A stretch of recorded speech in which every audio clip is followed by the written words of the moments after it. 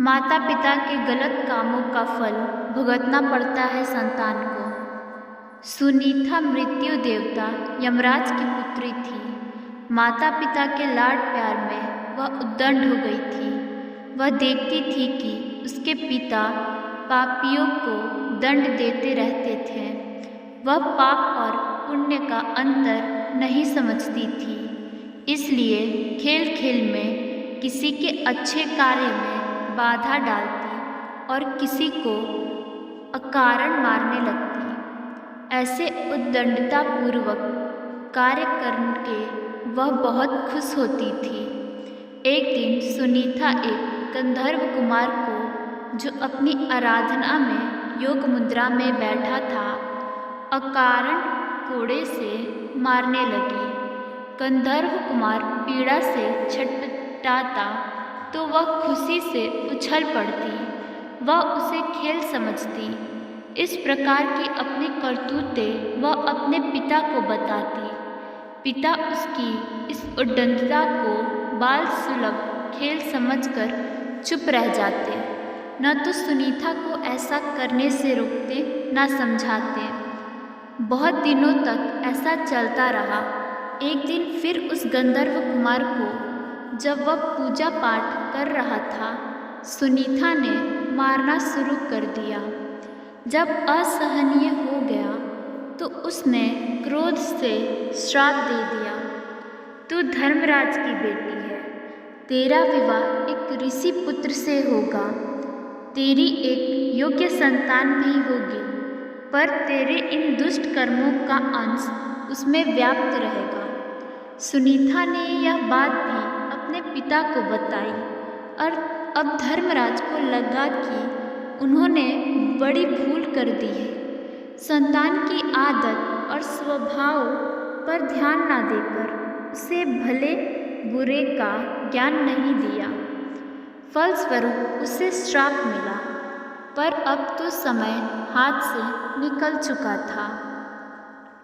बोले, बेटी, निर्दोष तपस्वी को पीटकर तुमने अच्छा काम नहीं किया। बुरे कर्मों को करने के कारण तुम्हें यह श्राप मिला है। अब भी संभल जाओ और अच्छे काम की ओर मन लगाओ।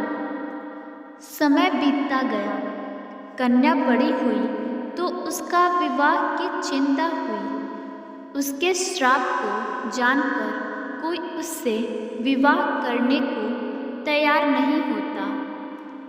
कौन उससे पैदा होने वाले पापी पुत्र का पिता बनता। जब कोई उपाय न रहा तो रंभा अप्सरा ने उसे मोहिनी विद्या सिखा दी। अप्सराएं तो इस कार्य में सिद्ध होती थी। अब उसे किसी को भी मोहित करने का विद्या सिद्ध हो गई। एक दिन रंभा उसे अपने साथ लेकर वर की खोज में निकली। एक नदी के तट पर उसने अत्रि कुमार अंग को देखा। सुनीता अंग को देखते ही उस पर मोहित हो गई। रंभा की माया तथा अपनी मोहिनी विद्या के बल पर उसने अंग को भी मोहित कर लिया। दोनों को एक दूसरे पर आसक्त जानकर रंभा ने दोनों का गंधर्व विवाह करवा दिया। दोनों सुखपूर्वक रहने लगे। कुछ दिनों बाद उनका पुत्र हुआ, जिनका नाम वेन रखा गया। वेन अत्रि वंश के अनुरूप ही अपने पिता अंग के समान धार्मिक, सदाचारी तथा रजोचित गुणों से संपन्न था। आचार विचार और व्यवहार में सब उसकी बड़ी प्रशंसा करते। अच्छे कुल में उत्पन्न होने के सभी लक्षण उसमें दिखते थे, पर माँ के एक दुर्गुण के कारण, जिसके कारण वह शापित हुई थी, धीरे धीरे वेन में भी वे दुर्गुण प्रकट होने लगे। कुछ नास्तिकों तथा दुष्टों की संगति में वह नास्तिक हो गया। ईश्वर, वेद, पुराण, शास्त्र आदि उसे झूठे लगने लगे।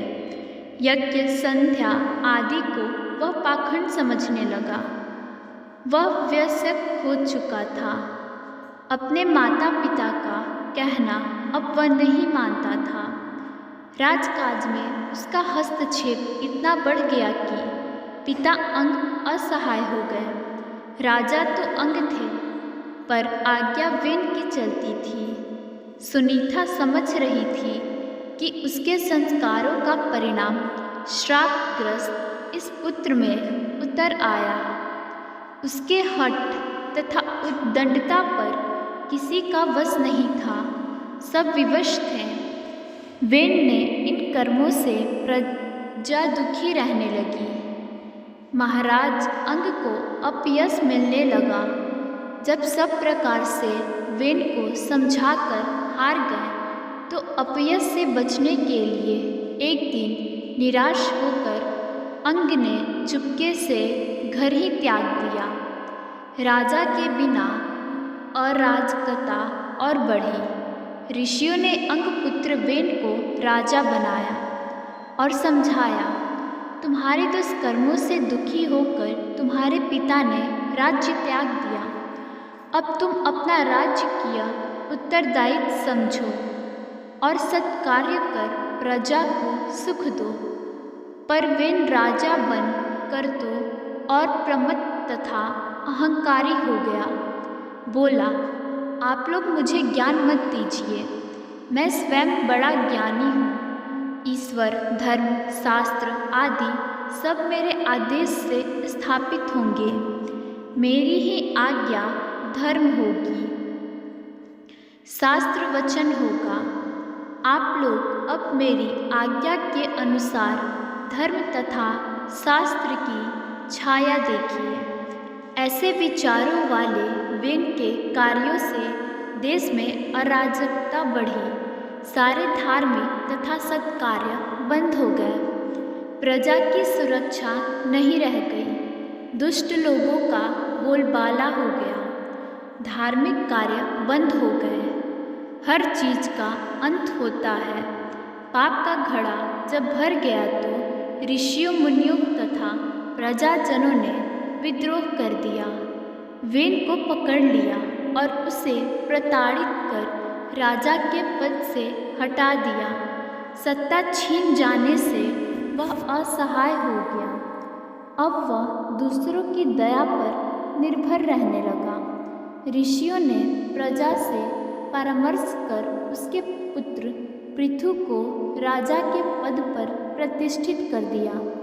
वेन जंगल में चला गया।